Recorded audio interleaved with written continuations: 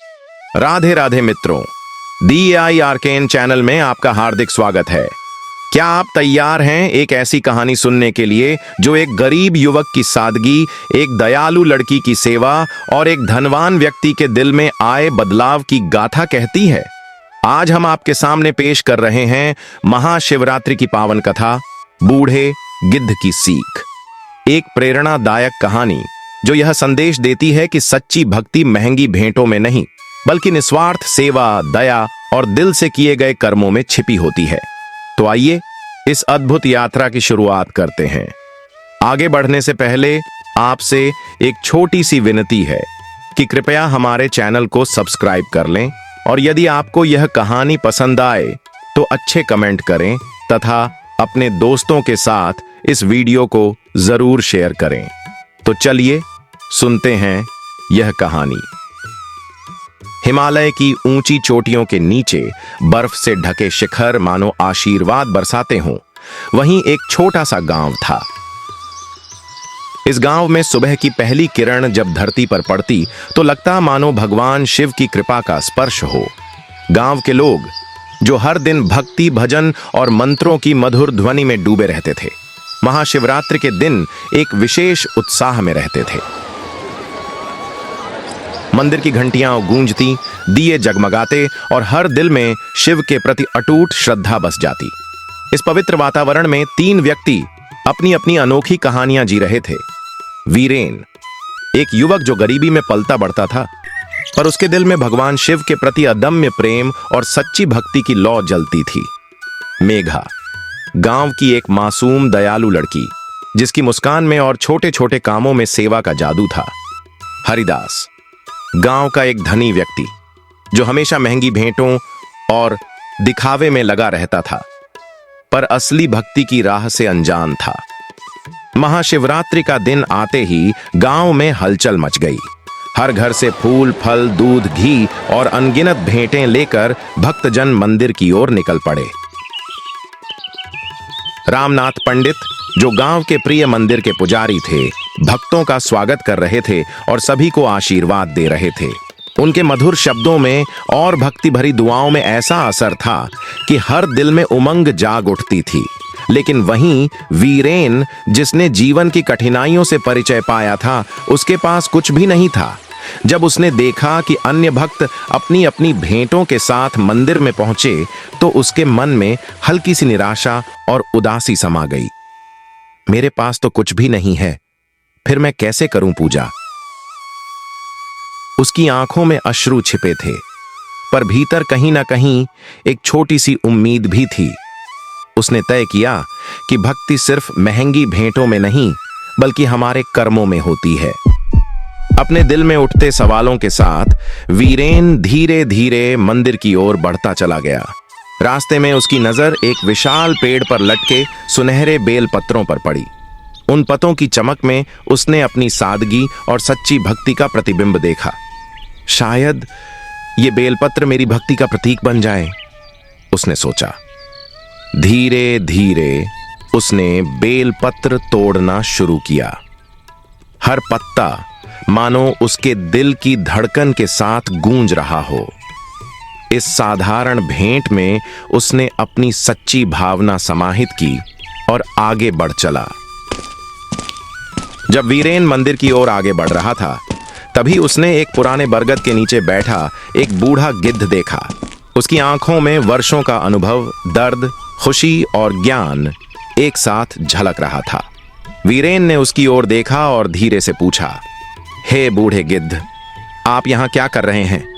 गिद्ध ने अपनी धीमी मीठी आवाज में जवाब दिया, बेटा, मैं यहां बैठा हूं ताकि मैं तुम्हें एक ऐसी कहानी सुनाऊं जो तुम्हारे जीवन में नई रोशनी भर देगी। और फिर गिद्ध ने कहानी शुरू की, एक गरीब ब्राह्मण की कहानी जिसने अपनी सीमित चीजों में भी भगवान शिव के प्रति असीम भक्ति और निस्वार्थ सेवा का प्रमाण दिया था। उस ब्राह्मण ने भूखे कुत्ते को रोटी खिलाई, घायल पक्षी का सहारा बना और बूढ़ी औरत के आंसू पो छेड़े। उसकी इस सेवा से भगवान शिव इतने प्रसन्न हुए कि उन्होंने उसे अनमोल आशीर्वाद प्रदान किए। तुम भी उसी ब्राह्मण की तरह हो, गिद्ध ने कहा। भौतिक वस्तुएं कम हो सकती हैं, पर तुम्हारा दिल अटूट भक्ति से भरा है। अपने कर्मों में सेवा और दया दिखाओ, यही असली पूजा है। वीरेन ने गिद्ध की बातों में एक नई उमंग पाई। उसकी आंखों में उम्मीद की झलक ने उसकी निराशा को चीर दिया। इसी बीच मेघा, जो मंदिर में पूजा की तैयारियों में लगी हुई थी, ने देखा कि वीरेन कुछ अजीब सा उदास दिख रहा था। उसकी मासूम आंखों में कुछ तो था जिसे समझना मुश्किल था। वीरेन, तुम इतने चिंतित क्यों हो?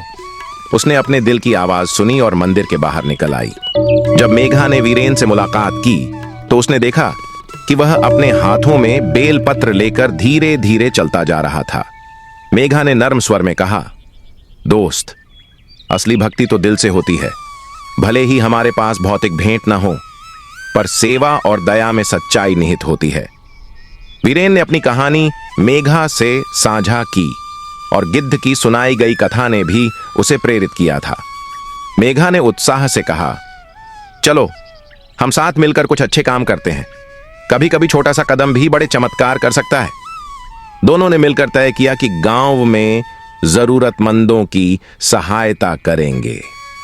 मेघा ने अपने माता पिता की देखभाल में लगी हुई वृद्ध महिलाएं, बीमार लोग और भूखे बच्चों के लिए छोटी छोटी सेवा करने का बीड़ा उठाया।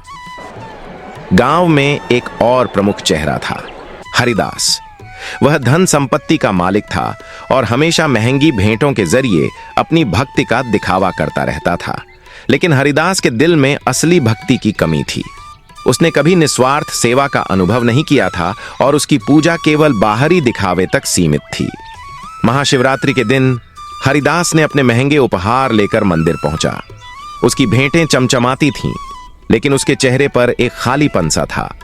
उसने अपने आप को श्रेष्ठ समझते हुए पूजा में भाग लिया। लेकिन उस दिन जब वीरेन और मेघा ने अपने छोटे छोटे काम करके गांव में सेवा की नई लहर शुरू की, तो गांव के बुजुर्ग और रामनाथ पंडित ने देखा कि असली भक्ति वही है जो दिल से होती है। कुछ देर बाद हरिदास भी मंदिर के बाहर उन कामों को देखने लगा, जहां वीरेन ने बूढ़े को रोटी बांटी, मेघा ने घायल बच्चे को सहारा दिया और अन्य लोगों की मदद की जा रही थी। उसकी आंखों में एक झलक आई, मानो उसे पहली बार महसूस हो रहा हो कि असली भक्ति का मतलब क्या होता है। रामनाथ पंडित ने इन कर्मों को देखकर सभी को समझाया, देखो, सच्ची भक्ति वह है जो हमें इंसानियत के करीब लाती है। बाहरी भेंटों से बढ़कर हमारे छोटे छोटे काम ही भगवान के निकट ले जाते हैं। हरिदास ने भी धीरे धीरे महसूस करना शुरू किया कि उसके धन दौलत के बावजूद उसके दिल में एक खालीपन है। उसने सेवा में हाथ बंटाने लगा। इस परिवर्तन में हरिदास ने जाना कि अहंकार को छोड़कर अगर हम दूसरों की सेवा करें तो आत्मा को सच्चा शांति और आशीर्वाद मिलता है। अंततः जब महाशिवरात्रि का अंतिम अंधेरा छंटने को था, तब वीरेन अपने हाथों में संजोए वे साधारण बेलपत्र लेकर मंदिर पहुंचा। मेघा, हरिदास और गांव के अन्य भक्त पहले ही पूजा में लीन थे। वीरेन ने पूरे विश्वास के साथ वे बेलपत्र शिवलिंग पर चढ़ा दिए। उसी क्षण आकाश में हल्की गड़गड़ाहट हुई, बादल छंटने लगे और मंदिर में एक अद्भुत प्रकाश फैल गया। सबके मन में एक अद्भुत शांति और उल्लास का संचार हुआ। तभी भगवान शिव का दिव्य स्वरूप प्रकट हुआ। उनकी आंखों में अनंत प्रेम, दया और कृपा की झलक थी। उनका मुख मुस्कान से खिल उठा, मानो उन्होंने वीरेन की सच्ची भक्ति, मेघा की सेवा और हरिदास के परिवर्तन को देखकर आशीर्वाद स्वरूप अपना प्रकाश बरसाया हो। रामनाथ पंडित ने अपने अनुभवों को शब्दों में पिरोते हुए कहा, देखो, असली पूजा तो वही है जो दिल से की जाती है। छोटी छोटी सेवा, निस्वार्थता और करुणा में वही दिव्यता है जो हमें भगवान के निकट ले जाती है। गांव में यह दिव्य मिलन देखकर हर किसी का दिल भर आया और सभी ने मिलकर इस अनुभव को सराहा। इस दिव्य अनुभव के बाद गांव में एक नई ऊर्जा का संचार हुआ। हर व्यक्ति ने सीखा कि महाशिवरात्रि का असली संदेश बाहरी भेंटों से नहीं, बल्कि दिल से की गई सेवा और दया में निहित है। वीरेन की कहानी, मेघा की सेवा और हरिदास के परिवर्तन ने सबको यह सिखाया कि सच्ची भक्ति इंसानियत में निहित होती है। गांव के हर कोने में अब सेवा का संदेश फैल गया। लोग न केवल मंदिर में पूजा करने लगे बल्कि अपने अपने घरों में भी एक दूसरे की मदद करने लगे।